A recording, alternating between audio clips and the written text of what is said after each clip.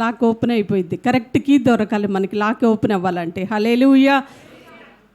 మన దగ్గర ఉన్నదే చాలిన దానిగా మార్చబడాలి అంటే కూడా రహస్యం ఏంటో చెప్పేశారు. ప్రభువుని మనం స్తుతించుచూ ఉండగా, గణపరచుచూ ఉండగా 5 రొట్టెలు 2 చిన్న చేపలు 5,000 మందికి ఆశీర్వాదకరంగా ఉన్నాయంట. హల్లెలూయా. నిజంగా నా వ్యక్తిగతంగా నేను చెప్తూ ఉన్నా అండి, కూడికలు నా జీవితంలో చాలా ఆశీర్వాదకరంగా అనేక విషయాల్లో దేవుడు నన్ను మార్చుచూ ఉన్నారు. ఒక కష్టకాలంలో, ఒక భయంకరమైన పరిస్థితిలో ఏమి ఉన్నా ఏమి లేకున్నా, అన్నీ మంచిగా ఉన్నప్పుడే స్తుతించటం కాదు, కానీ ఉన్నా లేకున్నా ప్రభువుని స్తుతించటం అనేది దేవుడు నేర్పిస్తూ ఉన్నాడు. హల్లెలూయా, హల్లెలూయా. ఇంకా ఆలస్యం చేయకుండా వాక్యంలోనికి వెళ్ళిపోదాం. కీర్తనల గ్రంథము 103వ కీర్తన.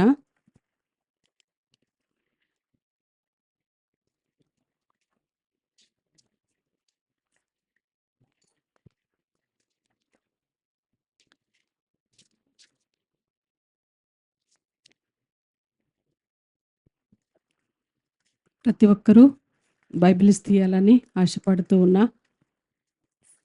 వాక్యంలోనికి వెళ్ళటానికి ముందుగా ప్రతి ఒక్కరూ మన హృదయాలను సిద్ధపరచుకుందాం. ప్రతి ఒక్కరూ కళ్ళు మూసుకోనండి. Thank you lord, thank you Jesus. మీ వాక్యము మమ్మను బ్రతికించేది ప్రభువా. మా బాధల్లో ఇదే మాకు నెమ్మదినిచ్చుచూ ఉన్నది. అందును బట్టి నీకు స్తోత్రం. ఈ రాత్రికాల సమయంలో నీ పరిశుద్ధమైన వాక్కు ద్వారా, జీవము కలిగిన నీ మాటల ద్వారా మాతో మాట్లాడుతూ మమ్మల్ని నీకింకా సమీపంగా చేసుకుంటూ ఉన్నావు ప్రభువా. ఎలా స్తుతించాలో, ఎలా గణపరచాలో, ఎలా ఆరాధించాలో సరిగ్గా తెలియని మాకు ప్రభువా, నీ ఆత్మ ద్వారా ప్రత్యక్షపరచుకుంటూ ఉన్నందుకై స్తోత్రం. ఈ యొక్క 6వ రోజున మీరే మా మధ్య ఉండి సంచరించుచు మీ యొక్క బలమైన వాక్కును మా అందరికీ దయచేయమని ఈ ప్రార్థన యేసుక్రీస్తు వారి ప్రశస్త నామములో అడిగి వేడుకుంటున్నాం తండ్రి. ఆమేన్. 103వ కీర్తన అందరు తీయండి దయచేసి. 1-2 వచనాలు. నా ప్రాణమా యెహోవాను సన్నుతించుము, నా అంతరంగముననున్న సమస్తమా ఆయన పరిశుద్ధ నామమును సన్నుతించుము. నా ప్రాణమా యెహోవాను సన్నుతించుము, ఆయన చేసిన ఉపకారములలో దేనిని మరువకుము.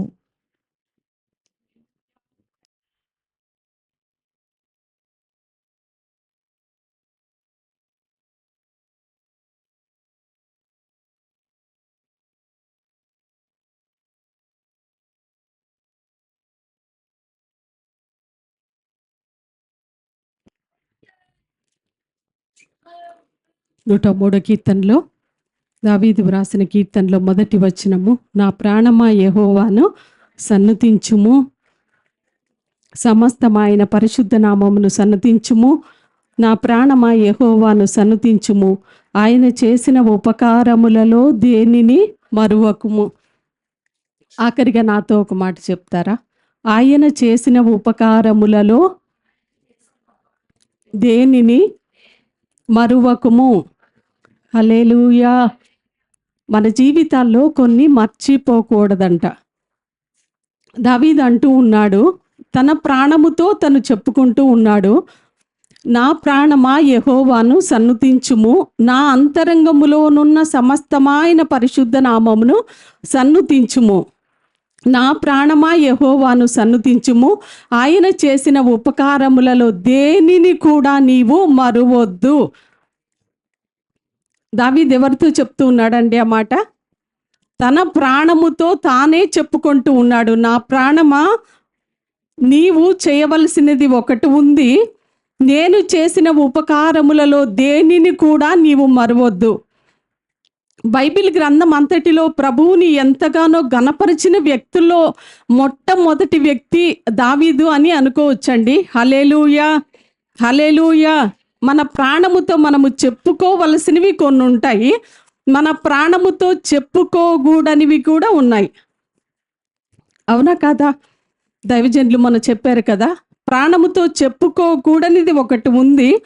ధనవంతుడంట తన ప్రాణముతో చెప్పుకుంటూ ఉన్నాడు, నా ప్రాణమా తినుము త్రాగుము సుఖించుము సంతోషించుము, చాలా కాలము తర్వాత చాలా సంవత్సరాల తర్వాత విస్తారమైన పంట నాకు పండింది కాబట్టి నా ప్రాణమా నీవు ఎంజాయ్ చెయ్యి. వేరే వాళ్ళతో చెప్పట్లా, ఆ ధనవంతుడు తన ప్రాణముతోనే చెప్పుకుంటూ ఉన్నాడు, నా ప్రాణమా చాలా సంవత్సరాల తర్వాత సమృద్ధి అయిన పంట నీకు వచ్చింది కదా, కాబట్టి నీవు ఎంజాయ్ చెయ్యి. అదే కీర్తనాకారుడు 42వ కీర్తనలో మన ప్రాణముతో మనము చెప్పుకోవలసినవి ఏవో దావీదు చాలా స్పష్టంగా మాట్లాడుతూ ఉన్నాడు. ఒకసారి తీయండి, కీర్తనలు 42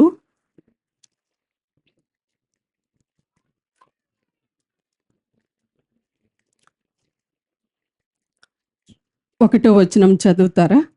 దుప్పి నీటివాగుల కొరకు ఆశపడినట్లు దేవా నీ కొరకు నా ప్రాణము ఆశపడుచున్నది. తర్వాత 2వ వచనం, నా ప్రాణము దేవుని కొరకు తృష్ణగొనుచున్నది, జీవము గల దేవుని కొరకు తృష్ణగొనుచున్నది. 5వ వచనం, నా ప్రాణమా నీవు ఏల కృంగియున్నావు, నాలో నీవేల తొందరపడుచున్నావు. దేవుని యందు నిరీక్షణ ఉంచుము, ఆయనే నా రక్షణకర్త అనియు నా దేవుడనియు చెప్పుకొనుచు ఇంకను నేను ఆయనను స్తుతించెదను. ఆఖరిగా 11వ వచనం, నా ప్రాణమా నీవేల కృంగియున్నావు, నాలో నీవేల తొందరపడుచున్నావు. దేవుని యందు నిరీక్షణ ఉంచుము, ఆయనే నా రక్షణకర్త నా దేవుడు, ఇంకను నేను ఆయనను స్తుతించెదను. హల్లెలూయా. మన ప్రాణముతో మనము చెప్పుకోవలసినవి ఏంటి అంటే, అదే దావీదు చాలా స్పష్టంగా చెప్తూ ఉన్నాడు, దుప్పి నీటి వాగుల కొరకు ఆశపడునట్లు దేవా నీ కొరకు నా ప్రాణము ఆశపడుచు ఉన్నది. ఈ రోజున మన ప్రాణముతో మనము చెప్పుకోవలసిన మాట ఏంటి అంటే, నా ప్రాణమా ప్రభువు కొరకు నీవు ఆశపడు. చెప్తారా ఒకసారి? 2వ వచనంలో నా ప్రాణము దేవుని కొరకు తృష్ణగొనుచున్నది. ఆ వచనంలో దావీదు ఏం చెప్తున్నాడంటే, మన ప్రాణముతో ఈ రోజున మనం ఏం చెప్పాలి అంటే, నా ప్రాణమా ప్రభువు కొరకు తృష్ణగొను. హల్లెలూయా. 5వ వచనంలో నా ప్రాణమా నీవు ఏల కృంగి ఉన్నావు, నాలో నీవేల తొందరపడుచున్నావు, దేవుని యందు నిరీక్షణ ఉంచుము. హల్లెలూయా. మన ప్రాణముతో మనము చెప్పుకోవాల్సింది ఏంటంటే, నా ప్రాణమా ప్రభువునందు నిరీక్షణ ఉంచుము. అనేక సార్లు మన జీవితాల్లో సంభవించే వాటన్నిటిని బట్టి కృంగిపోతూ ఉంటాం, కృషించిపోతూ ఉంటాం. ఇక నా పని అయిపోయింది, ఈ పరిస్థితి నుంచి నేను లేవలేను అనుకుంటూ ఉంటాం. అందుకనే దావీదు నీ ప్రాణముతో అలాంటి పరిస్థితిలో, నిరీక్షణ లేక కృంగిపోయిన పరిస్థితిలో నీవు ఉన్నప్పుడు నీ ప్రాణముతో నువ్వు చెప్పాల్సిందంటే, ఓ ప్రాణమా ఎందుకే నీవు కృంగిపోయి ఉన్నావు, నీవు కృంగిపోవాల్సిన అవసరము లేదు. దేవుడు నిరీక్షణనిచ్చేవాడు, దేవునికి ఒక సమయం ఉంది, ఆ సమయంలో నీ యొక్క సమస్యకు పరిష్కారం ఉంది. అందుకని నా ప్రాణమా నీవు ప్రభువునందు నిరీక్షణ ఉంచుము. హల్లెలూయా. చాలాసార్లు మన ప్రాణం తొందరపడుతూ ఉంటుంది కదా, అనేక విషయాలు త్వరగా జరిగితే బాగుండు, ఈ సమస్య నుంచి విడుదల వస్తే బాగుండు. అందుకని కీర్తనాకారుడు అంటూ ఉన్నాడు, నా ప్రాణమా నాలో నీవేళ తొందరపడుతూ ఉన్నావు, దేవుని యందు నిరీక్షణ ఉంచుము, ఆయనే నా రక్షణకర్త అని నేను నమ్ముకొని నా దేవుడని ఆయన యందు నేను నమ్మిక ఉంచి ఉన్నాను. ఈ రోజున దేవుడు మనందరితో ఏ విషయం మాట్లాడబోతూ ఉన్నారో, ఈ థ్యాంక్స్ గివింగ్ డే 7 days మనం ఉంచుకున్నాము. గత 5 రోజులు దేవుడు మనతో స్పష్టంగా మాట్లాడారు. ఈ రోజున దేవుడు మనతో ఏం మాట్లాడబోతున్నాడా అని ఆశగా ఉందాం. దేవుని నామానికే మహిమ కలుగును గాక. గత కాలంలో దేవుని బిడ్డలు చాలా దేవుని మందిరంలో నేను చూశాను. దేవుని చేత వారు ఆశీర్వదించబడ్డారు అని నేను నమ్ముతూ ఉన్నా. అయితే ఈరోజు అనుకున్న ఈ వర్ష ఆటంకాన్ని బట్టి ఎవరు వస్తారో అని మేము అనుకొని ప్రార్థిస్తూ ఉన్నాము. కానీ ఈ సమయానికి, ఈ ప్రార్థనా సమయానికి దేవుడు సమస్తాన్ని సిద్ధపరిచాడు. హల్లెలూయా. నేచర్ మీద కంట్రోల్ కలిగిన దేవుడు, నేచర్ మీద అధికారం కలిగిన దేవుడు ఆయన ఈ రోజున మనల్ని అందరినీ ఈ స్థలములో ఉంచినందునకై ప్రభు నామానికే మహిమ కలుగును గాక.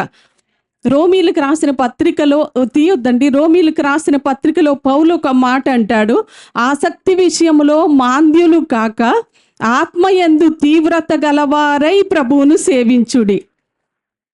మన జీవితాల్లో దినాలు గడిచే కొద్దీ, దేవుని సన్నిధిలో మనం ఎదిగే కొద్దీ ఆసక్తి మెల్లమెల్లగా పెరగాలి, కానీ మెల్లమెల్లగా నీరసించిపోకూడదు. హల్లెలూయా, హల్లెలూయా. మరి దావీదు దేవుని సన్నిధిలో అంటూ ఉన్నాడు, నా ప్రాణమా ఆయన చేసిన ఉపకారములలో దేనిని నీవు మరువకుము. అదే కీర్తనాకారుడు 139వ వచనంలో 14-15 ఒకసారి చదువుదాం.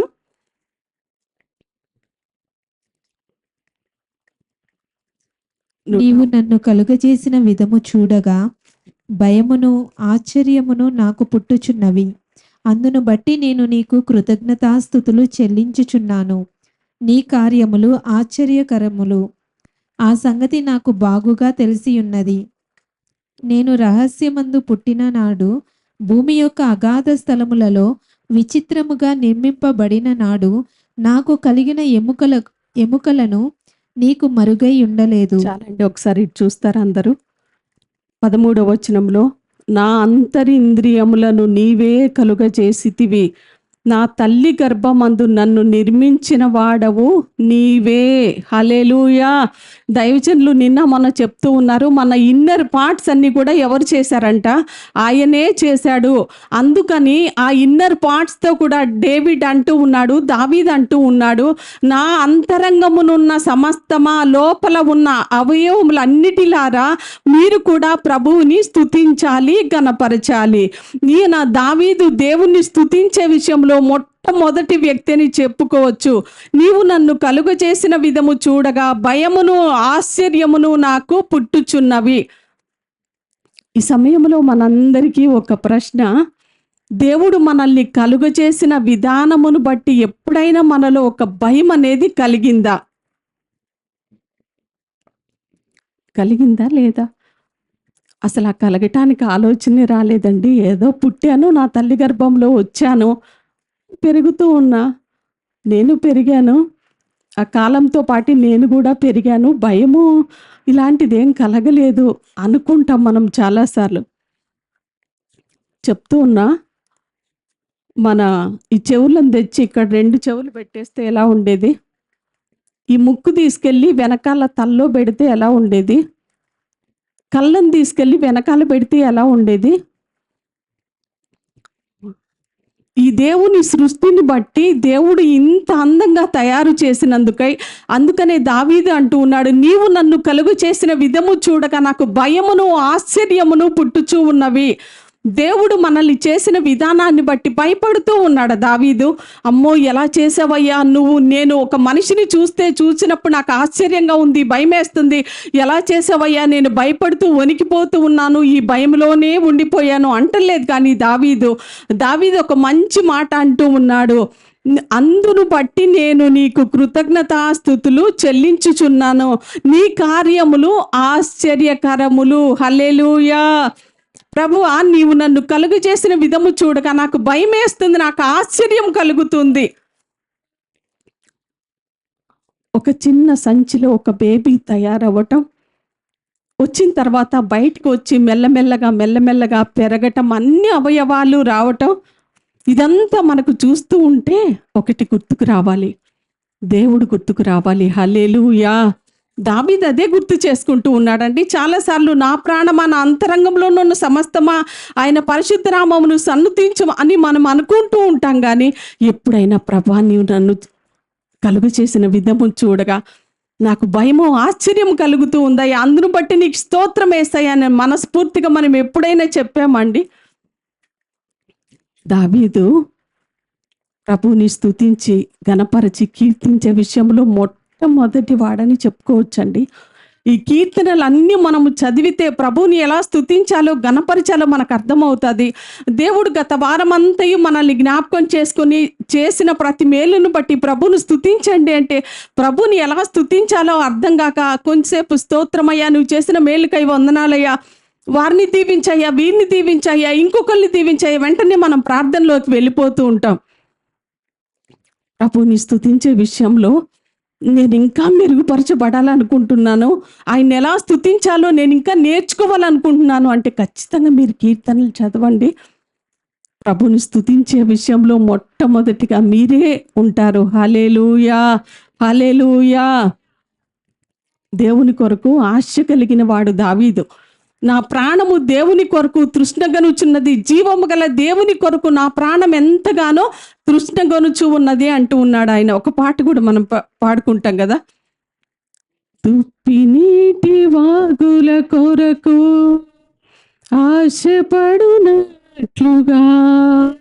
నీ కొరకు నా ప్రాణం ఆశపడుచున్నది. దుప్పి నీటి వాగుల కొరకు ఆశపడునట్లుగా నీ కొరకు నా ప్రాణం ఆశపడుచున్నది. హల్లెలూయా. ఈ స్థలం నుంచి వెళ్ళిపోయాక, ఈ కూడికలన్నీ అయిపోయాక మన ప్రాణముతో మనమే మాట్లాడుకుందాం. నా ప్రాణమా, నువ్వు చేయాల్సింది ఇక నుంచి ఏంటంటే ప్రభువుని స్తుతించు, ప్రభువుని మహింపరచు, ప్రభువుని గణపరచు, ప్రభువు కోసం ఆశ కలిగి ఉండు. దుప్పి నీటి వాగుల కొరకు ఎలా ఆశపడుతుందో అలాగా దేవుని కొరకు నా ప్రాణము తృష్ణగొనుచున్నది. మన ప్రాణముతో మనం మాట్లాడుకుందాం. హల్లెలూయా, హల్లెలూయా. దేవుడు చేసిన మేళ్లను చాలాసార్లు మర్చిపోతూ ఉంటామండి మనం. అదే దావీదు గుర్తు చేస్తూ ఉన్నాడు, మీరు దేవుడు చేసిన ఉపకారములలో దేన్ని కూడా మీరు మరువకూడదు. మన జీవితాల్లో దేవుడు చేసిన మేళ్ళు ఎన్నో ఉంటాయి, లెక్కించలేనన్ని మేళ్ళు ఉంటాయి. కానీ అవి చేసిన కొంతకాలానికే మర్చిపోయి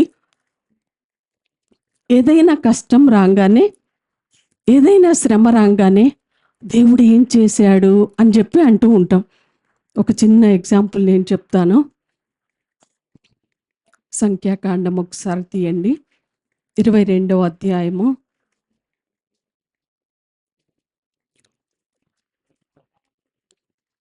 సంఖ్యాకాండము 22వ అధ్యాయము తీసి అలా ఉంచి ఒకసారి నన్ను చూస్తారా? దేవుడు తన ప్రజలైన ఇశ్రాయేలీలను ఏర్పాటు చేసుకొని వారు ఐగుప్తు బానిసత్వంలో ఉన్నప్పుడు వారిని విడిపించటానికి దేవుడు మోషేను ఏర్పాటు చేసుకుంటాడనమాట. మోషేను ఏర్పాటు చేసుకొని ఆ 10 లక్షల మంది పైగానే ఉన్న ఆ కాల్బలమును నీవు తీసుకొని రావాలి అని దేవుడు ఐగుప్తు నుంచి వారిని బయటికి తీసుకొని వచ్చిన తర్వాత 40 సంవత్సరములు అరణ్య మార్గము గుండా వాళ్ళు రావాల్సి వచ్చింది. ఎన్ని సంవత్సరాలండి? యాక్చువల్గా ఐగుప్తు నుంచి ఆ కానాను దేశం వెళ్ళటానికి 11 రోజులు మాత్రమే పడుతుందంట. కానీ అలాంటిది 40 సంవత్సరములు, 40 ఏండ్ల కాలము అరణ్యములోనే ప్రయాణించవలసి వచ్చిందంట. హల్లెలూయా. అలా ప్రయాణించవలసి వచ్చిన సమయంలో వారు మోయాబు అనే ప్రాంతానికి వస్తారు, దేవుని ప్రజలైన ఇశ్రాయేలు జనాంగము. ఆ మోయాబు అనే దేశానికి వచ్చిన తర్వాత అక్కడ ఉన్న ప్రజలు కానీ, ఆ మోయాబు దేశపు రాజైన బాలాకు కానీ ఎప్పుడైతే ఇజ్రాయేలు సైన్యాన్ని చూసిన తర్వాత ఆ మోయాబు ప్రజలకు కానీ, మోయాబు రాజైన బాలాకు కానీ చాలా భయం వేస్తుందంట. ఎందుకు అంటే గత కాలంలో వారి మార్గ మధ్యములో దేవుడు వారికి తోడుగా ఉండి దేవుడు చేసిన గొప్ప కార్యములను వారికి కూడా కొన్ని తెలుసంట. అవి గుర్తు తెచ్చుకొని భయపడుతూ ఉన్నారనమాట. అయితే అక్కడున్న ప్రజలు అంటూ ఉన్నారు కదా, రాజా ఈ యొక్క ప్రజలతో మా వల్ల కాదు, ఈ ప్రజలు భూతలమంతా విస్తరించినట్టుగా ఉన్నారు. 10 లక్షల మంది ఒకేసారి అట్లా వచ్చేస్తే ఒక ఊర్లోకి ఎలా ఉంటుందండి? ఈ జనాంగమును బట్టి భయపడుతూ ఉన్నారనమాట. రాజా నువ్వు ఏదో ఒకటి చేయాల్సిందే, ఇంతమంది విస్తరించినట్లుగా ఇంతమంది ఉన్నారు కదా అని బాలాకు రాజునకు తెలియచేస్తే ఆ బాలాకు రాజు కొంతమంది దూతలను పంపించి ఎవరి యొద్దకు, బిలాము యొద్దకు కొంతమంది దూతలను పంపించి, ఇదిగో నేను ఒక వర్తమానాన్ని, ఒక సందేశాన్ని మీకు ఇస్తూ ఉన్నాను. ఆ సందేశం ఏమంటే, ఐగుప్తు నుంచి కొద్దిమంది ప్రజలు వచ్చారంట. ఆ వచ్చిన ప్రజలు భూతలమంతా, మా స్థలమంతా ఆక్రమించేశారంట. అందుకని ఓ బిలాము, నీవు ఆ ప్రజలను శపించాలంట. ఏ ప్రజలను? దేవుని జనాంగమైన ఇజ్రాయేలు ప్రజలను నీవు శపించాలి. ఎందుకు అంటే, నువ్వు ప్రవక్తవు కదా. నీవు ఎవరినైతే శపిస్తావో వారు శపించబడతారు, నీవు ఎవరినైతే దీవిస్తావో వారు దీవించబడతారు. గనుక ఒక్కసారి వారిని శపించమని మా బాలాకు రాజు మమ్మల్ని పంపించాడు అని చెప్తారనమాట. అయితే ఆ బిలాము ప్రవక్త అంటాడు కదా, సరే మీరు వచ్చారు కదా, ఈ రాత్రి ఇక్కడే ఉండండి, ఈ రాత్రి ఇక్కడనే ఉంటే ఈ రాత్రి నేను దేవుని సన్నిధిలో ప్రార్థిస్తాను, మొరపెడతాను, దేవుడు ఏం ఉత్తరం ఇస్తాడో చూద్దాం, మీరు ఇక్కడ వెయిట్ చేయండి అంటే, వారు ఆ రాత్రి అక్కడ పడుకొనగా ఈయన బిలాము ప్రవక్త దేవుని సన్నిధిలో ప్రార్థించడం మొదలు పెడతాడు. ప్రభువా, మోయాబు ప్రాంతం నుంచి వచ్చిన ఈ జనం ఏంటి, ఎవరు వాళ్ళు అని అడుగుతారనమాట. ప్రభు, మోయా ప్రాంతం నుంచి వచ్చారు, ఇలా ఇజ్రాయేలు జనాంగమును శపించమని చెప్పడానికి బాలాకు రాజు వీళ్ళని నా యొద్దకు పంపించాడు అని చెప్పంగానే దేవుడు అంటాడు, నేను ఆశీర్వదించిన వారిని శపించకూడదు, వారిని శపించటానికి కూడా నీవు వారితో కూడా వెళ్ళవద్దు అని దేవుడు ఆ రాత్రి మాట్లాడతారు. ఉదయకాలమే లేచి వచ్చాక వీళ్ళు ఎంతో ఆతృతతో ఉంటాడు, దేవుడు ఏం మాట్లాడాలో ఈ విషయంలో అని చెప్పేసి. అప్పుడు బిలాము వచ్చి బాలాకుతో చెప్తాడు, నేను మీతో రాలేను, తర్వాత నేను వచ్చి ఆ ఇజ్రాయేలు ప్రజలను శపించవద్దని దేవుడు నాతో మాట్లాడారు, మీరు వెళ్ళిపోండి అంటే, ఆ వచ్చిన దూతలందరూ, ఆ మనుషులందరూ బాలాకు రాజు యొద్దకు వెళ్ళి, రాజా ఇది జరిగింది అని చెప్తారనమాట. ఆ రాజుగారు ఏం చేస్తారు, ఓకే మీరు ఇక్కడే ఉండిపోండి, మీకంటే శ్రేష్ఠుల్ని, మీలో ఉన్న వారిలో ఇంకా మంచి వారిని, ఇంకా గొప్ప వారిని నేను పంపిస్తే అప్పుడైనా ఏదైనా చెప్తాడేమో ఆ బిలాము ప్రవక్త అనేసి వేరే వాళ్ళని, వారిలోని ఇంకా శ్రేష్ఠులైన వారిని వారితో పంపిస్తూ కొంచెం ధనాన్ని కూడా వారితో పంపిస్తాడనమాట. మీరు బిలాము ప్రవక్తకి ఇవ్వండి, కానుకగా ఈ యొక్క ధనాన్ని ఇచ్చేసేయండి. మళ్ళీ ఆ దూతలు వెళ్ళి బిలాము దగ్గర చెప్తారు, నీవు ఆ ప్రజల్ని శపించాలంట.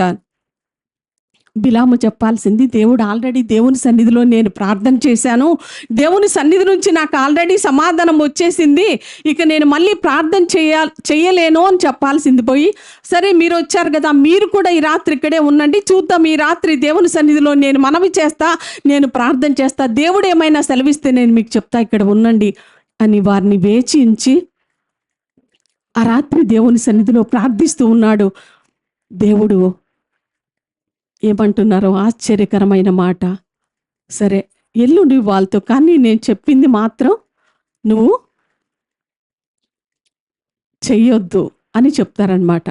వాళ్ళ పొద్దున లెగిసి నేను మీతో కూడా వచ్చేస్తాను, కానీ మొదట అంటాడు, నాకెంత కానుకలు ఇచ్చినా ఆ బాలాకు రాజు ఇంటి నిండా ఒక ఇంటెడు బంగారం ఇచ్చినా వెండి ఇచ్చినా సరే దేవుడు చెప్పిందే నేను చెప్తాను, కానీ దేవుడు చెప్పంది ఏది నేను చెయ్యను అని చెప్తాడు. కానీ వాళ్ళతో వెళ్ళిపోతాడనమాట బిలాము ప్రవక్త. వెళ్ళుచూ ఉండగా ఇప్పుడు ఒకసారి ఒక వచనాన్ని చదువుదాం.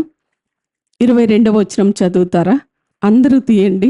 22వ వచనం. అతడు వెళ్ళుచుండగా దేవుని కోపము రగులుకొనెను, యెహోవా దూత అతనికి విరోధి అయి త్రోవలో నిలిచెను. అతడు తన గాడిదనెక్కి పోవుచుండగా అతని పనివారు ఇద్దరు అతనితో కూడా నుండిరి. చాలండి ఒకసారి ఇటు చూస్తారా అందరూ? నేను ఈ సన్నివేశాన్ని మీకు ఎందుకు చెప్తానో తర్వాత మీకు అర్థమవుతుంది, ఈ చరిత్ర అంతా ఎందుకు మనం చూసుకోవాల్సి వచ్చిందో. దేవుడు వద్దన్నా కూడా మళ్ళీ మళ్ళీ పదే పదే వెళ్ళి అడుగుతూ ఉన్నాడు. నేను చెప్పినా కూడా నువ్వు వింటలేదు కదా, సరే వెళ్ళు అని చెప్పి అన్నాడు అనమాట. ఒక విధంగా దేవుడు ఒక గాడిదని తీసుకున్నాడు, పని వాళ్ళని తీసుకున్నాడు, కత్తి తీసుకొని బయలుదేరాడు అనమాట. ఆ యొక్క గాడిద మీద కూర్చొని గబగబా వెళ్తూ ఉన్నాడు. బిలాము ఒక స్థలానికి వచ్చేటప్పటికి ఆ గాడిద ఉన్నట్టుండి ఆగిపోయిందనమాట. ఏమైందా దీనికి అని చెప్పేసి ఇది ఎంతగా తోలుతున్నా కూడా వెళ్ళటం లేదు ఆ గాడిద. ఎంత నెట్టినా కూడా వెళ్ళటల్లా, గట్టిగా కొడతాడనమాట దాన్ని. కొట్టిన తర్వాత ఏమాత్రం కొంచెం దూరం వెళ్ళిందో మళ్ళీ ఆగిపోతుంది అక్కడ. దానికేమో ఒక దేవదూత, కత్తి దూసి ఉన్న ఒక దేవదూత ఆ గాడిదకు కనబడుతుంది. కానీ ఈ యొక్క ప్రవక్త అయిన బిలాముకి ఆ దర్శనము, ఆ ఎదురుగా ఉన్న ఆ సన్నివేశం అసలు ఏమాత్రము కనబడటం లేదు దీనికి. కానీ ఆ గాడిదకు మాత్రము అర్థమవుతుంది అనమాట. మళ్ళీ కొడతాడు, ఏంటా వెళ్ళటలేదని చెప్పేసి. అసలు ఆ దేవదూత అక్కడ వచ్చేసి ఇటు అటు గోడలుగా అయిపోయింది అనమాట. ఇంకా ఈ యొక్క గాడిద వెళ్ళటానికి అవకాశమే లేదనమాట. మళ్ళీ కొడతాడు, మూడవసారి దాన్ని ఎంతగా తోలుతున్నా కూడా వెళ్ళదనమాట. ఇంకా ఆఖరికి కింద పడి కూలిపోయిందనమాట అది. అప్పుడు అంటాడు కదా, ఆ కింద పడి కూలిపోయిన తర్వాత అంటూ ఉన్న ఒక మంచి మాట మనం చదువుదాం. 30వ వచనం 29 నుంచి చదవండి. బిలాము, నీవు నా మీద తిరుగబడితివి, నా చేత ఖడ్గమున్న ఎడల నిన్ను చంపియుందునని గాడిదతో అనెను. అందుకు గాడిద, నేను నీ దాననైనది మొదలుకొని నేటి వరకు నీవు ఎక్కుచూ వచ్చిన నీ గాడిదను కానా, నేనెప్పుడైనా నీకిట్లు చేయుట కద్దా అని బిలాముతో అనగా అతడు లేదనెను. అంతలో యెహోవా బిలాము కన్నులు తెరిచెను గనుక దూసిన ఖడ్గము చేత పట్టుకొని త్రోవలో నిలిచియున్న యెహోవా దూతను అతడు చూచి తల వంచి సాష్టాంగ నమస్కారము చేయగా, యెహోవా దూత, ఈ ముమ్మారు నీ గాడిదను నీవేళ కొట్టితివి, ఇదిగో నా ఎదుట నీ నడత విపరీతమైనది గనుక నేను నీకు విరోధినై బయలుదేరి వచ్చి తిని. చాలండి అక్కడ దాకా. 3 సార్లు కొట్టాడంట. మొట్టమొదటిగా దేవుడు గాడిదకి వాక్కునిచ్చాడు. హల్లెలూయా, హల్లెలూయా. ఆయన గొప్ప దేవుడు. ఆయన మాట్లాడితే జరగాల్సిందే. అదే మనం మాట్లాడితే గాడిద మాట్లాడు. మనతో ఎప్పుడు ఉండే కుక్క, మన ఇళ్ళలో కుక్కలు ఉంటాయి ఎక్కువగా. ఏ కుక్క నువ్వు మాట్లాడు అంటే మాట్లాడుతుందా? కుక్క మాట్లాడదు. కానీ దేవుడు చెప్తే ఖచ్చితంగా సృష్టి లోబడుతుంది. సృష్టిలో ఉన్న జంతువులైనా సరే దేవుని మాటకు లోబడతాయి. మొట్టమొదటిగా గాడిద మాట్లాడటం మనం అక్కడ చూస్తూ ఉన్నాం. ఎందుకు నన్ను నీవు ముమ్మారు కొట్టితివి, ఎందుకు నీవు నన్ను ఇలా కొట్టితివి అంటే ఆయన అంటూ ఉన్న మాట ఏంటంటే, నీవు నా మీద తిరుగబడితివి, నా చేత ఖడ్గమున్న ఎడల నిన్ను చంపి వేయుదునని గాడిదతో అనెను. ఎంత కోపమో చూడండి. అసలు ఏం జరుగుతుంది ఏంటో అర్థం కావట్లేదు ఆయనకి. ఎందుకు నన్ను ఇలా చేసావు అంటే, ఎందుకు నిన్ను ఇలా చేశానా, నా చేతిలో ఒకవేళ ఖడ్గం ఉండుంటే ఇప్పుడు నిన్ను చంపేసేవాడిని, ఇప్పటి వరకు నువ్వు బ్రతికి ఉండేదానివి కాదు అని అంటూ ఉంటే అప్పుడు గాడిద అన్నమాట, నేను నీదాననైనది మొదలుకొని నేటి వరకు నీవు ఎక్కుచూ వచ్చిన గాడిదను కానా, నేనెప్పుడైనాను నీకిట్లు చేయుట కద్దా. అసలు ఈ మాటను పట్టుకుని నేను మాట్లాడాలి అనుకుంటూ ఉన్నా.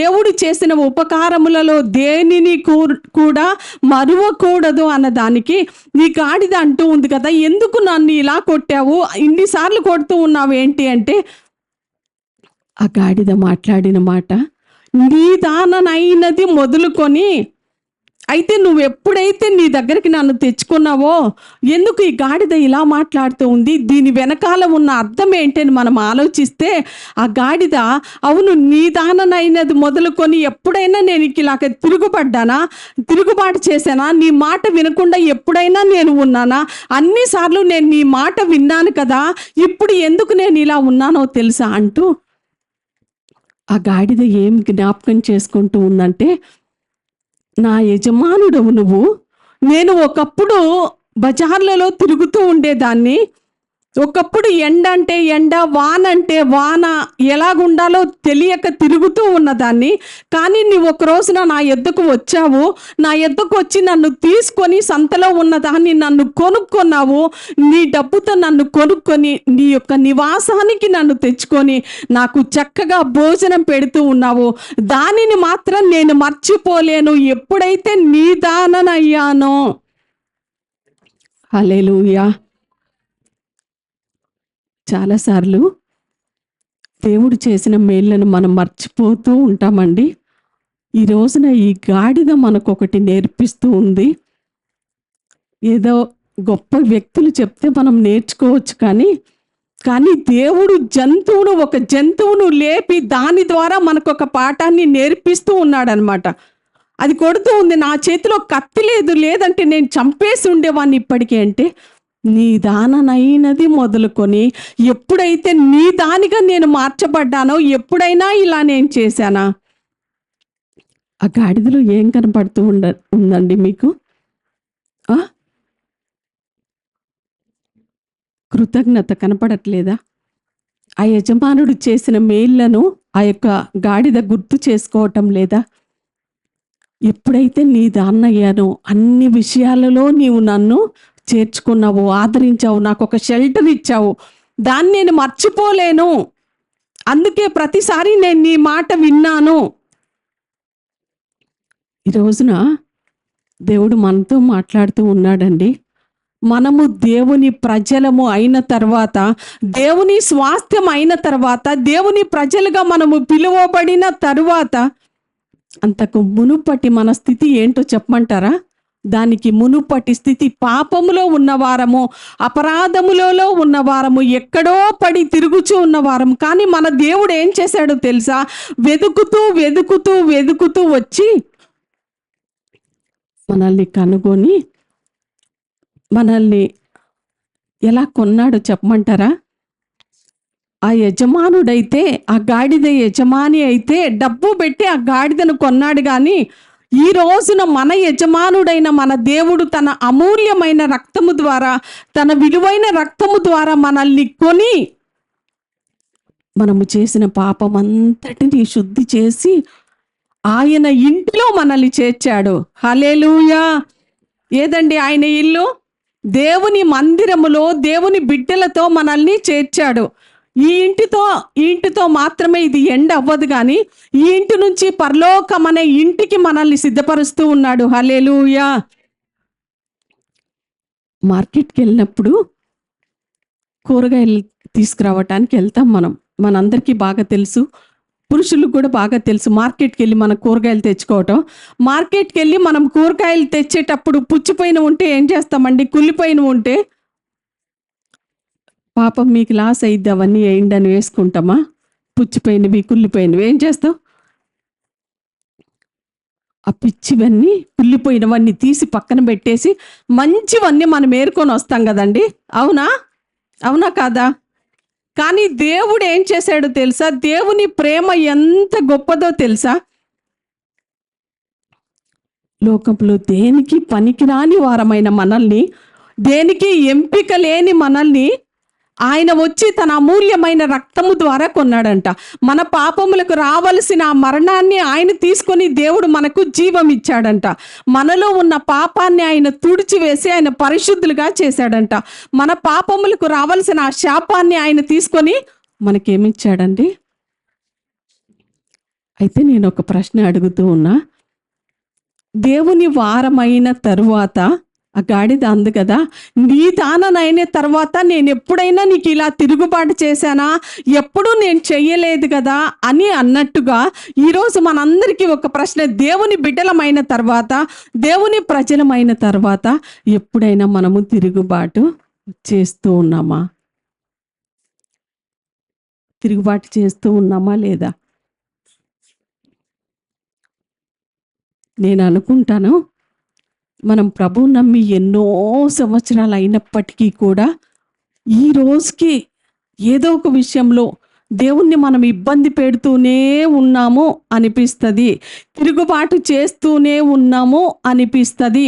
ఇంకా చాలా మంది దేవుణ్ణి దూషిస్తూనే ఉన్నారు అనిపిస్తుంది. దేవుణ్ణి దూషించే వాళ్ళు భూమి మీద ఎంతో మంది ఉన్నారండి.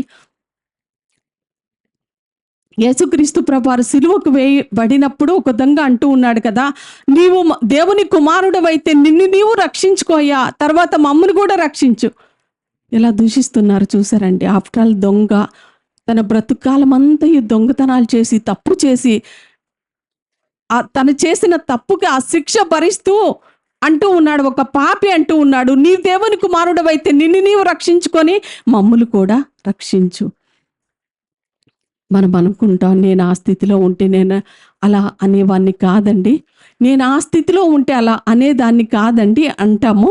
కానీ ఈరోజు కూడా అనేక విషయాల్లో దేవుని దూషించే ప్రజలు అనేక మంది ఉన్నారు. హల్లెలూయా, హల్లెలూయా. దేవుణ్ణి అనుమానించే ప్రజలు ఎంతో మంది ఉన్నారు.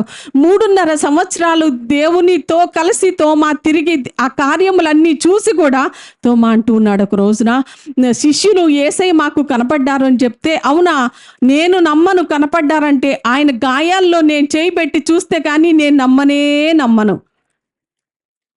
ఈ రోజుకి దేవుని కార్యాలను అనుమానించే మనస్తత్వం మనలో ఉందండి. ఏదైనా ఒక ప్రార్థన మనం చేస్తూ ఉంటే మనలో ఒకవైపు అనుమానము ఉంటుంది, ఒకవైపు విశ్వాసము ఉంటుంది. అమ్మో, ఇది ఇంత గడ్డు కార్యం కదా, జరుగుతుందా మన జీవితాల్లో అనే ఒక అనుమానము లోపలనమాట. అవుతుందో లేదో, జరుగుతుందో లేదో. ఈ రోజుకి ప్రభువుని అనుమానించే ప్రజలు ఎంతో మంది ఉన్నారు. హల్లెలూయా, హల్లెలూయా. దేవుని విషయమై సిగ్గుపడే ప్రజలు కూడా అనేక మంది ఉన్నారు. మా దేవుడు యేసుక్రీస్తు అని చెప్పుకోవటానికి సిగ్గుపడే ప్రజలు అనేక మంది ఉన్నారు ఈ రోజున. మనమా అండి దేవుని కార్యాలను, దేవుని ఉపకారాలను మర్చిపోకుండా గుర్తు చేసుకునే ప్రజల మనమే అంటారా? దావీదు అంటూ ఉన్నాడు, నా ప్రాణమా, ప్రభువు చేసిన కార్యములలో, ఆయన ఉపకారములలో దేనిని కూడా నీవు మరువద్దు. ఆ యొక్క గాడిద తన యజమానుని పట్ల ఎంతో కృతజ్ఞత కలిగి ఉండి కూడా అంటూ ఉంది, నేను నీ దాననైనప్పటి నుంచి కూడా ఎప్పుడైనా నీకు తిరుగుబాటు చేశానా? యేసుక్రీస్తుని నమ్మి మన జీవితాల్లో ఎన్నో సంవత్సరాలు అయింది. ఇప్పటికీ దేవుణ్ణి మనము ఎలా వెంబడిస్తూ ఉన్నామండి? దేవుడు చేసిన ఉపకారాలన్నీ మనకి గుర్తున్నాయా? మర్చిపోతూ ఉన్నామా? ఆ గాడిద వలె మన యజమానుడైన యేసుక్రీస్తు పట్ల మనము కృతజ్ఞత కలిగి ఉన్నామా? లేదంటే ఆయన చేసిన ఉపకారాలన్నిటినీ మర్చిపోతున్నామా? హల్లెలూయా. ఇంకా గట్టిగా చెప్దామండి, హల్లెలూయా, హల్లెలూయా. దేవుడు కంటికి రెప్పలా మనల్ని కాపాడుతూ ఉన్నాడు. ఎలా కాపాడుతూ ఉన్నాడండి? కంటికి రెప్పలా మనల్ని కాచి కాపాడుతూ ఉన్నాడు. ప్రతి క్షణము అపవాది పెట్టే శోధనలన్నిటి నుంచి భద్రపరుస్తూ దేవుడు ఎంతగానో ప్రతి క్షణము మనల్ని కాపాడుతూ ఉన్నా కూడా దేవునికి మనము దగ్గరగా ఉండలేం. దేవుడు చేసిన మేళ్ళన్నీ గుర్తున్నాయా మనకి? మర్చిపోతూ ఉన్నామా? దేవుడు చేసిన ఉపకారములు ఒక్కొక్కటి మనం గుర్తుంచుకున్నామా? వాటన్నిటిని మనం మర్చిపోతూ ఉన్నామా? ఒకసారి అందరు ఇటు చూస్తారండి. హల్లెలూయా, హల్లెలూయా. మెల్లగా నిద్రావస్థలోకి వెళ్ళిపోతున్నారు ఒక్కొక్కరు. 10 అవుతుంది ఇంకా. ఒక్కొక్కరు మెల్లగా చూస్తున్నట్టే ఉన్నారు. అలా వెళ్ళిపోతున్నాయి కళ్ళు.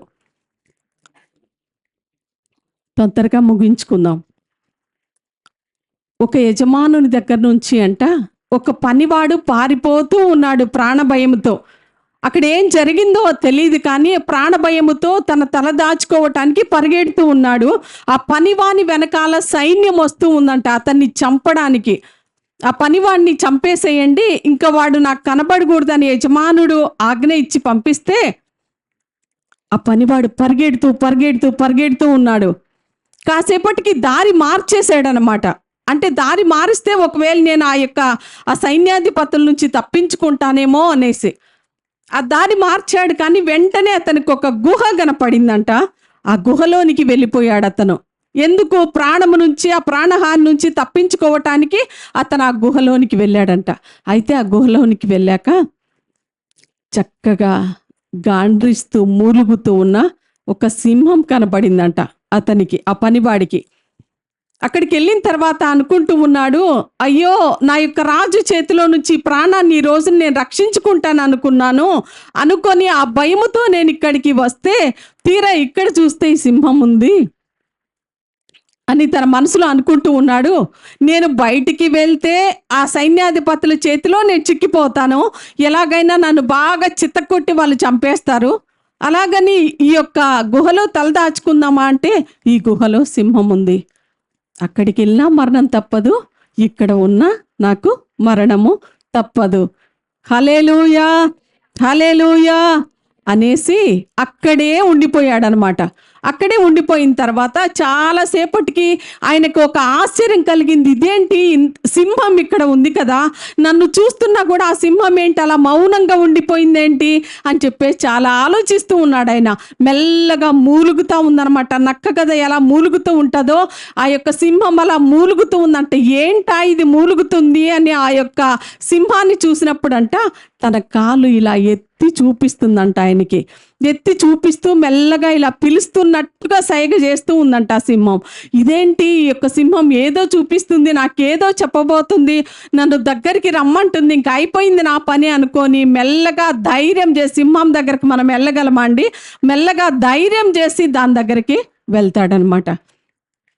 అక్కడికి వెళ్ళిన తర్వాత తన కాలు చూపిస్తుంది అనమాట ఇలాగా.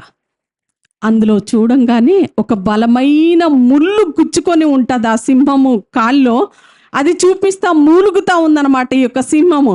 మెల్లగా ఈ పనివాడు ఏం చేశాడంటే దాన్ని జాగ్రత్తగా కాలు పట్టుకొని ఆ ముళ్ళు గట్టిగా లాగి తీసేస్తాడు. ఎంత బాధపడుతుందో, ఎప్పటి నుంచి ఆ ముళ్ళు గుచ్చుకొని నడవలేక అలా ఇబ్బందిగా ఉందో తెలియదు, కానీ ఈయన మెల్లగా తీసేస్తాడు. అలా జరిగిన తర్వాత 3 రోజులు ఆ గుహలోనే ఉండిపోయాడంట. ఎవరు? ఆ పనివాడు, తర్వాత ఆ సింహం కూడా 3 రోజులు అక్కడే ఉండిపోయారు. ఆ 3 రోజులు కూడా ఆ సింహము అతనిని ఏమీ చేయలేదు. తర్వాత కొంతకాలం అయిన తర్వాత రాజ్యంలోనికి వచ్చేసిన తర్వాత రాజుకు అనుకోకుండా ఒకరోజు ఈ పనివాడు కనబడతారనమాట. ఒకప్పుడు నువ్వు ప్రాణహాని నుంచి తప్పించుకున్నావు కదా, ఇప్పుడు నేను నిన్ను వదులుతాను అనుకున్నావా ఏంటి అని చెప్పేసి ఓ భటులకు ఆజ్ఞాపించి, ఇదిగో చాలా రోజుల నుంచి ఒక సింహాన్ని మేము భోజనం లేకుండా ఆకలితో దాన్ని అట్లా ఒక గుహలో మేము ఉంచాము, వీడిప్పుడు తప్పించుకున్నాడు కదా, వీడి సంగతి ఏంటో తేల్చేస్తామని చెప్పేసి ఒక విశాలమైన స్థలములోకి అతన్ని పంపించి, ఆ సింహాల గుహలో నుంచి ఒక సింహం వస్తుంది. ఒకసారి ఆ చిన్న వీడియో చూడండి మీరు.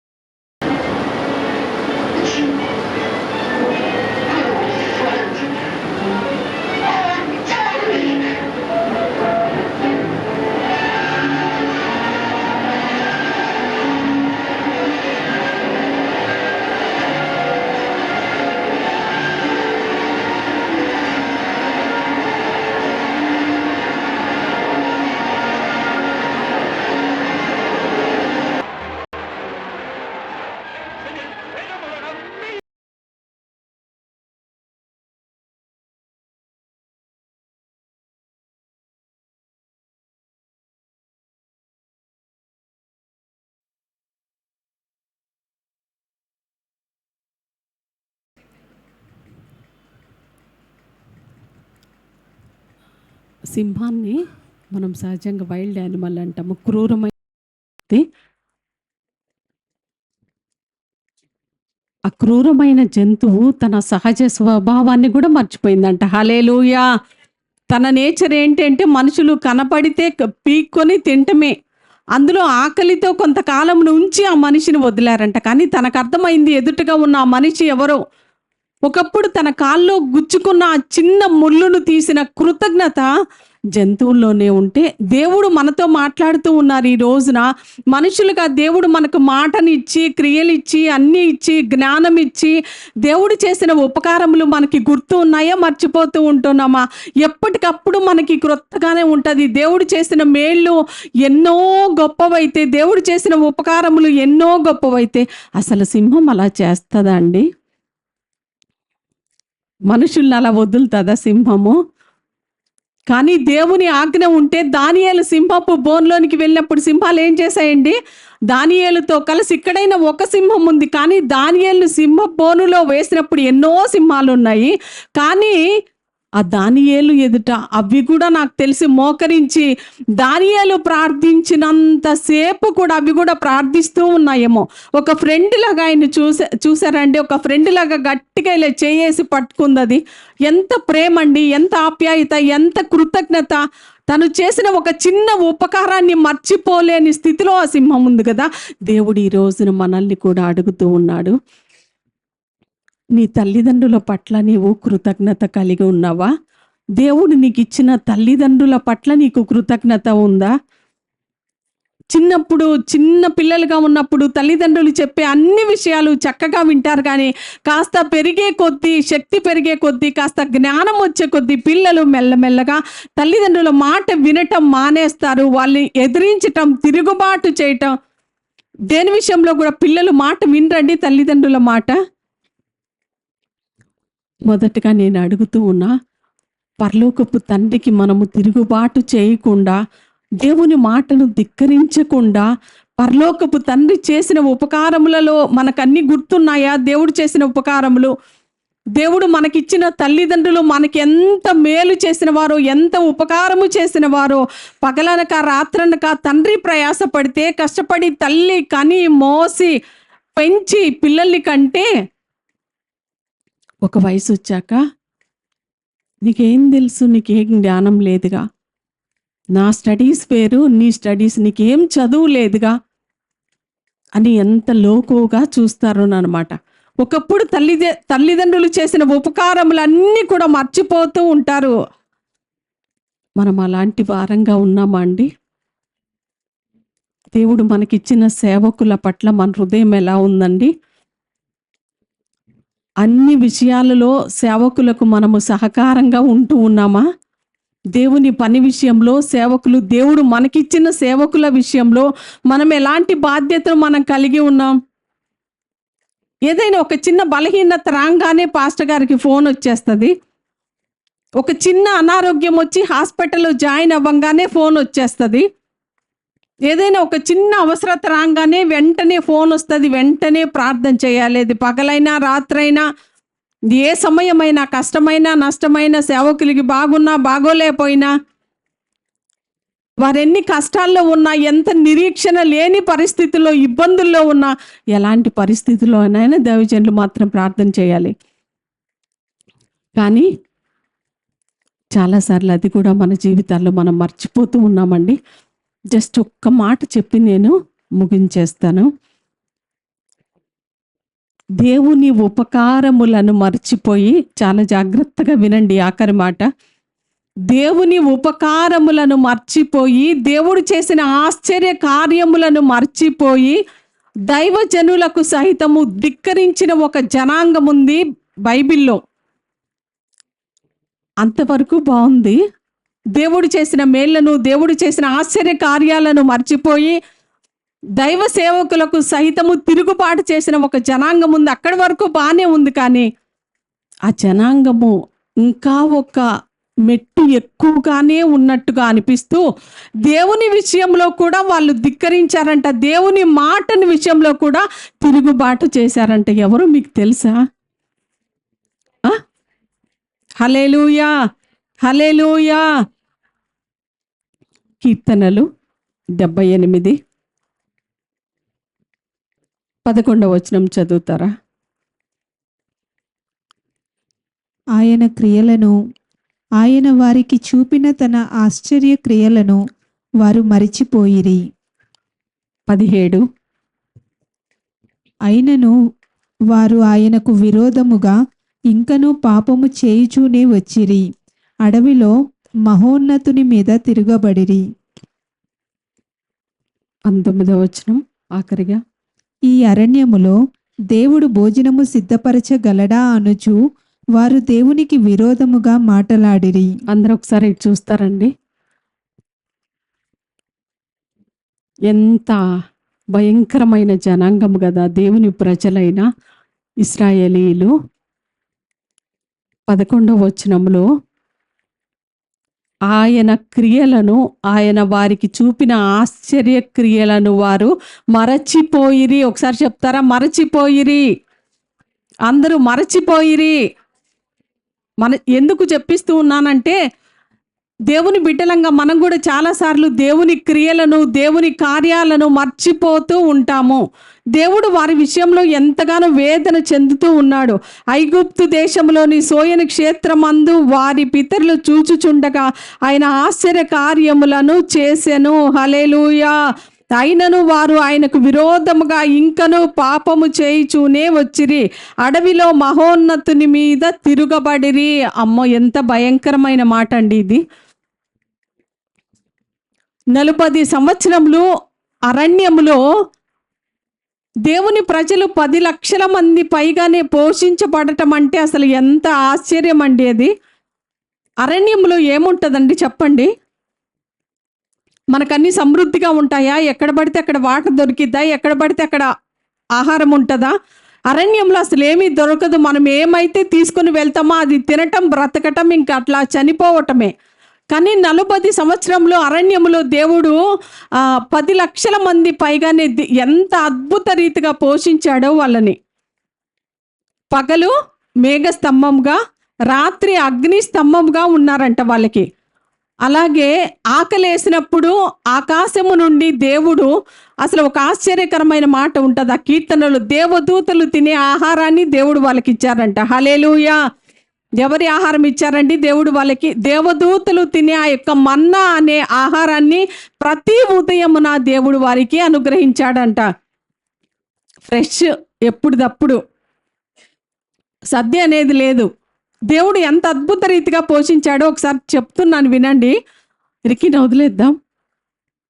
ప్రతి ఉదయమున ఫ్రెష్ మన్నాతో దేవుడు వారిని ఆశీర్వదిస్తే, ఆ ఇజ్రాయేలు ప్రజలు ఎలా తిరుగుబాటు చేశారు, దేవుణ్ణి ఎలా దూషించారు, మహోన్నతునికి ఎలా వ్యతిరేకంగా తిరుగుబాటు చేశారని మనం ఆలోచిస్తే, ఎప్పుడు ఈ చప్పిడన్నం తిని తిని తిని నోరు చప్పగా అయిపోయింది అంటూ ఉన్నారంట. దేవుడు ఈ యొక్క అరణ్యంలో ఏమైనా మనకు సిద్ధపరచగలడా? ఎంత భయంకరమైన మాట చూడండి.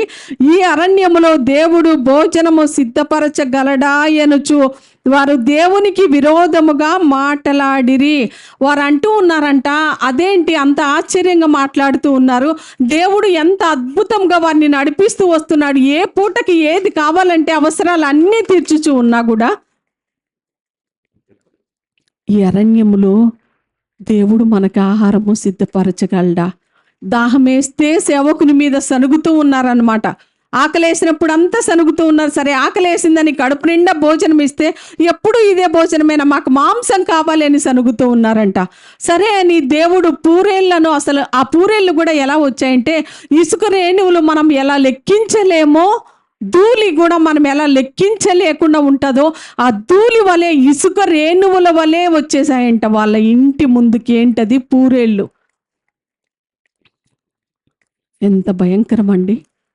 దేవుడు ఇవన్నీ సాదృశ్యంగా మనకి దేనికోసము ఉంచాడు అంటే, దేవుడు నిన్ను పోషించిన విధానము, మనం అనుకుంటామో అరణ్యంలో ఇశ్రాయేలీలను పోషించిన విధానం, అబ్బా ఎంత ఆశ్చర్యం కదా, ఆకాశం నుంచి భోజనం రావటం ఏంటండి, ఆకాశం నుంచి దేవుడు మాంసాన్ని పంపించటం ఏంటి, బండ నుంచి నీటిని తెప్పించటం ఏంటి అని మనకి చాలా ఆశ్చర్యం అనిపిస్తుంది కదా. ఈ రోజున దేవుడు నిన్నెలా పోషించాడో నీకు అర్థమవుతుందా?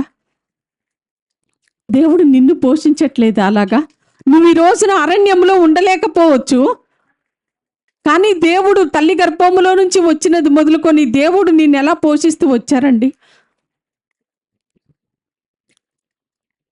కానీ చాలా భయంకరమైన మాట, మహోన్నతుని మీదే తిరగబడ్డారంట. దేవుడు చేసిన క్రియలన్నీ మర్చిపోయారంట. ఈ 7 రోజుల ప్రార్థనలు, కృతజ్ఞత కూడికలు దేనికి అంటే మన జీవితాల్లో దేవుడు చేసిన ఏ మేలును కూడా మరవకూడదు అనమాట. ఎన్నోసార్లు మర్చిపోతూ ఉంటాం ఆయన క్రియలు. అందుకనే దావీదు మనందరికీ జ్ఞాపకం చేస్తూ ఉన్నాడు. అసలు కృతజ్ఞత అనే మాటకు అర్థం ఏంటంటే, అనగా కృత్యం అనగా కార్యము అని అర్థం అంట. జ్ఞత అంటే జ్ఞాపకము ఉంచుకోవలసినవి. ఏమి మనము జ్ఞాపకం ఉంచుకోవాలి ఏంటి అసలు ఈ కృతజ్ఞత కూడిక ఏంటి అని మనం ఆలోచిస్తే, దేవుడు చేసిన కార్యములను మనము జ్ఞాపకము ఉంచుకోవాలి. కొన్ని మర్చిపోతూ ఉంటాం మన జీవితాలు, కొన్ని అనవసరమైనవి, ఉండకూడనివి, జ్ఞాపకం ఉంచుకోకూడనివి, అవి ఎప్పుడూ మనకు ఉంటాయండి. కానీ దేవుడు అంటూ ఉన్నాడు, వాటిని కాదు మీరు జ్ఞాపకం ఉంచుకోవాల్సినది, నా ప్రాణమా యెహోవాను సన్నతించు, నా అంతరంగములోనున్న సమస్తం ఆయన పరిశుద్ధ నామమును సన్నతించు, నా ప్రాణమా యెహోవాను సన్నతించు, ఆయన చేసిన ఉపకారములలో దేనిని కూడా నీవు మరవద్దు. నీ దేవుడు నీకు చేసిన ఉపకారములలో దేనిని కూడా నీవు మరవద్దు. దేవుడు చేసిన ఉపకారాలన్నీ మర్చిపోయి ఈ రోజున మన చిన్న అవసరత తీర్చబడకపోయేటప్పటికీ చాలాసార్లు మనం అనుకుంటాం, ఇశ్రాయేలీలు దేవుణ్ణి, మహోన్నతుడైన ఆ దేవుణ్ణే ధిక్కరించారా, ఆ దేవుని మీదే తిరుగుబాటు చేశారా అని మనం ఆలోచిస్తాం. కానీ ఈ రోజుకి, ఈనాటికి కూడా మనలో కూడా ఒక కనబడని తిరుగుబాటే దేవుని మీద. ఏదైనా మనం అనుకున్నది అది జరగనప్పుడు, మనం అనుకున్నది ప్రార్థించింది జరిగినప్పుడు వెంటనే మన లోపల మనకు అది బయటికి కనబడకపోవచ్చేమో, కానీ లోపల ఉంటుంది, ఇంత ప్రార్థన చేసినా ఇది జరగట్లేదేంటి, ఇన్ని ఉపవాసాలు ఉన్న ఈ కార్యము జరగట్లేదేంటి, ఇంత కన్నీరు కార్చినా ఈ యొక్క అవసరత తీర్చబట్లేదేంటి అని మనం అనుకుంటూ ఉంటాం కదా చాలాసార్లు. కానీ ఒకప్పుడు చేసిన మేళ్ళను జ్ఞాపకం చేసుకుంటూ, ప్రభువా గత కాలంలో ఎన్నో అద్భుత కార్యాలు నా జీవితంలో నువ్వు చేసావయ్యా, దీన్ని చేయటానికి కూడా నీవు సమర్థుడవయ్యా అని ప్రభువుని గణపరిస్తే అదే రహస్యం. మొన్నటి నుంచి మనం వింటూ ఉన్నాం, మన జీవితాల్లో ఒక అద్భుతం జరగాలి అంటే ప్రభుని స్తుతిస్తూనే ఉండాలంట. అలాగే మనం పరిశుద్ధ గ్రంథంలో చూస్తే అద్భుత కార్యాలు ఎలా జరిగాయని మనం ఆలోచిస్తే, వాళ్ళు ఏదో తల బాదుకున్నట్టుగా లేదు, కానీ యుద్ధాలు చేసినట్టుగా లేదు, కానీ ఒకటి మాత్రమే వాళ్ళు చేశారు, ప్రభుని స్తుతించారు, గణపరిచారు, కీర్తించారు, ఆరాధించారు. హల్లెలూయా. దేవుడు ఈ నూతన సంవత్సరంలోనికి ప్రవేశించడానికి ముందుగా దేవుడు మనతో మాట్లాడుతూ ఉన్నాడు. ఒకవేళ దేవుడు చేసిన మేళ్ళలో ఏమైనా మర్చిపోయామేమో, వాటన్నిటినీ మర్చిపోకుండా దేవుడు చేసిన కార్యములను మనం గుర్తుంచుకుందాం. దేవుడు ఈ రోజున మనతో మాట్లాడుతూ ఉన్నాడు. ఆ గాడిద అంటూ ఉంది కదా బిలాముతో, నేను నీ దాననైనది మొదలుకొని ఎప్పుడైనా నేను ఇలా తిరుగుబాటు చేశానా? ఇప్పుడు కూడా దేవదూత ఖడ్గం పట్టుకొని ఉంది కాబట్టే నేను ఇలా చేశాను. కానీ నీవు చేసిన మేలు నా యజమానుడా నేను ఎన్నటికీ మర్చిపోలేను. అందుకే నువ్వేది చెప్తే నేను అదే చేస్తాను. యజమానుని ఇష్టానికి అది లోబడుతుంది. ఆఖరిగా అలాగే అదే 106వ కీర్తనలో కూడా మనం అదే మాటలు మనం చూస్తాం. 13 ఆ 2 వచనాలు చదవండి, ముగించేసుకుందాం. 106వ కీర్తన 13వ వచనం.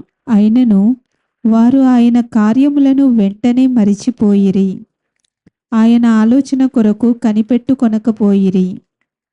అరణ్యంలో వారు బహుగా ఆశించిరి, ఎడారిలో దేవుణ్ణి శోధించిరి. వారు కోరినది ఆయన వారికిచ్చెను, అయినను వారి ప్రాణములకు ఆయన క్షీణత కలుగజేసెను. 22వ వచనం. ఎర్ర సముద్రము నొద్ద భయము పుట్టించు క్రియలను చేసిన తమ రక్షకుడైన దేవుణ్ణి మరిచిపోయిరి. అప్పుడు చాలండి, ఒకసారి ఇటు చూస్తారా? చాలా హృదయంలో బాధ కలిగించే మాట. దేవుడు ఈ రోజున ఒకవేళ మనల్లో ఎవరినైనా బట్టి దేవుని హృదయం బాధపడుతూ ఉందేమో, మనల్లో ఎవరినైనా బట్టి దేవుని హృదయం వేదన చెందుతూ ఉందేమో. దేవుడు అంటూ ఉన్నాడు, దేవుడు వారికి చేసిన ఆశ్చర్య కార్యములంట వెంటనే మర్చిపోయారు. ఏదైనా మన జీవితాల్లో మర్చిపోవటానికి కొంచెం సమయం పట్టిద్దండి. ఆ గ్యాప్ వచ్చిన తర్వాతే మనం మర్చిపోతాం. కానీ ఇజ్రాయేలీలు అలా కాదు, వెంటనే మర్చిపోయారంట. హల్లెలూయా, హల్లెలూయా. 22వ వచనంలో, ఎర్ర సముద్రమునొద్ద భయం పుట్టించు క్రియలను చేసిన తమ రక్షకుడైన దేవుని మరచిపోయిరి. హల్లెలూయా, హల్లెలూయా. ఒకవేళ మన జీవితాల్లో మనము దేవుని మరచిపోయిన స్థితిలో మనం ఉన్నామేమో, దేవుడు చేసిన ఉపకారములను మరచిపోయి ప్రస్తుతం ఉన్న కష్టాలను బట్టి దేవుణ్ణి దూషించే విధంగా ఉన్నామేమో, దేవుడు అంటే అనుమానము కలిగిన స్థితిలో మనం ఉన్నామేమో. దేవుడు మనతో మాట్లాడుతూ ఉన్నాడు. ఆయన చేసిన ఉపకారములలో దేనిని కూడా నీవు మరవద్దు. హల్లెలూయా, హల్లెలూయా. మన ప్రాణముతో మనమే చెప్పుకుందాం, మన ప్రాణముతో మనం మాట్లాడుకుందాం. ఒక సింహాన్ని మనం ఆలోచిస్తే, తనకు ఒక మనిషి ద్వారా జరిగిన ఆ చిన్న మేలును బట్టే అంత కృతజ్ఞత కలిగి ఉంటే, మన జీవితాల్లో దేవుడు మనకి జ్ఞానం ఇచ్చాడు, బుద్ధినిచ్చాడు, మాటనిచ్చాడు. అన్ని విధాలా దేవుడు మనల్ని బలపరుస్తూ ఉన్నాడు. దేవుడు చేసిన కార్యాలను మనం మర్చిపోయే స్థితిలో ఉన్నామా? లేదంటే దావీదు వలె మన ప్రాణము కూడా ప్రభువుని గణపరుస్తూ ఉందా? హల్లెలూయా. ఆయన నన్ను చేసిన విధము నేను జ్ఞాపకం చేసుకొనగా నాకు భయమును ఆశ్చర్యమును పుట్టుచున్నవి, అందును బట్టి నేను నీకు కృతజ్ఞతాస్తుతులు చెల్లించుచూ ఉన్నాను. రాత్రికాల సమయంలో దేవుడు చేసిన ప్రతి మేలును బట్టి ఆయనను ఎప్పుడు మర్చిపోయే ప్రజలంగా, దేవుని సేవకులను కానీ దూషించే స్థాయికి మనం ఎప్పుడు వెళ్ళకూడదండి. కొన్నిసార్లు కొన్ని కార్యాలు ఆలస్యం అవుతాయి, వాటిని బట్టి కూడా దేవుని నామానికి మహిమ కలుగును గాక. ఎప్పుడైతే మనం దేవుని సన్నిధిలో వేచి ఉంటామో, నా దేవుడు గొప్ప కార్యములను చేయటానికి సమర్థుడని మనం వేచి ఉంటామో, దేవుడు తప్పకుండా మన జీవితాల్లో గొప్ప కార్యాలు చేస్తాడు. హల్లెలూయా. దేవుడి చిన్న వాక్యాన్ని దీవించి ఆశీర్వదించును గాక. ఆమేన్.